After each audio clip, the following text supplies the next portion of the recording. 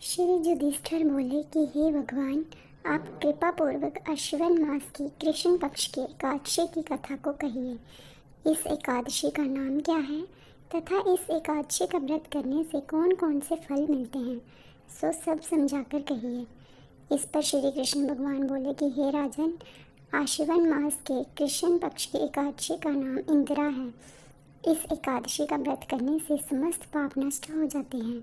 इस व्रत के करने से नरक में गए हुए पितरों का उद्धार हो जाता है। हे राजन, इस एकादशी की कथा सुनने मात्र से ही वाजपेयी यज्ञ का फल मिलता है। प्राचीन सतयुग में महिष्मती नाम की नगरी में इंद्रसेन नाम का एक प्रतापी राजा राज्य करता था।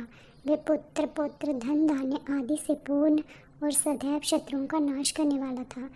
एक समय जबकि राजा अपनी राजसभा में सुखपूर्वक बैठा था, महर्षि नारद आकाश मार्ग से उतरकर वहां आए।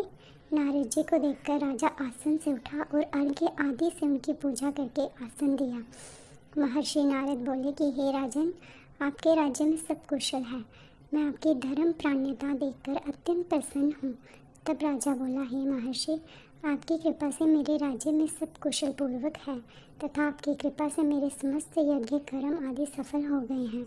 हे देव, अब आपकी क्या आज्ञा है।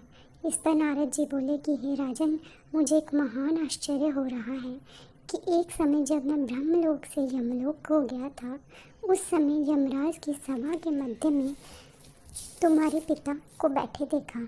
तुम्हारा पिता महान ज्ञानी, दानी तथा धर्मात्मा था। वे एकादशी के व्रत के बिगड़ जाने से यमलोक को गया है।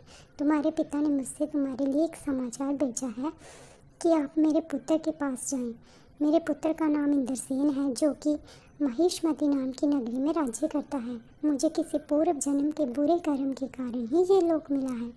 यदि मेरा पुत्र इंद्रसेन आश्विन मास की कृष्ण पक्ष के इंदिरा एकादशी का व्रत करें और उस व्रत को मुझे दे दे तो मेरी मुक्ति हो जाए। इस लोक से छोड़कर स्वर्गलोक में वास करूं।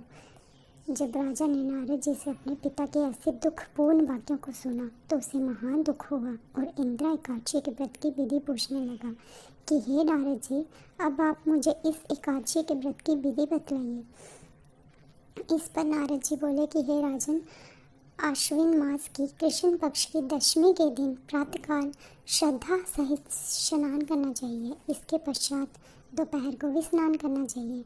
उस समय जल से निकलकर श्रद्धापूर्वक पितरों का श्राद्ध करें और उस दिन एक समय भोजन करें और रात्रि को पृथ्वी पर शयन करें। इसके दूसरे दिन अर्थात एकादशी के दिन प्रातःकाल दातुन करें और स्नान करें। उसके पश्चात भक्तिपूर्वक व्रत को धारण करें और कहना चाहिए कि मैं आज निराहार रहूँगा और समस्त भोगों को त्याग दूंगा। इसके पश्चात कल